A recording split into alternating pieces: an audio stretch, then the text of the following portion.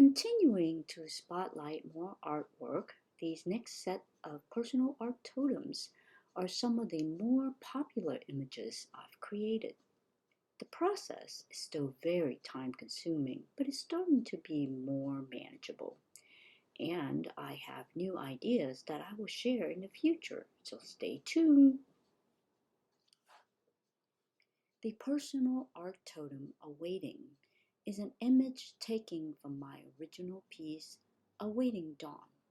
This piece speaks for those dark moments that can creep up in one's life, in this case, the figure in the image.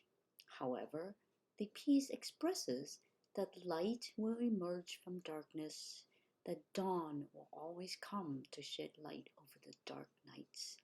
When drowning in darkness, the figure is awaiting dawn. The personal art totem, Rain, is from the original piece Beneath the Crying Moon, where the feeling of being alone and lost can be as vast as an empty sea. The figure is drifting and trying to find the one that will comfort her. The art totem is about taking these moments in strides as they come, with the words, "When it rains on me, I just absorb it."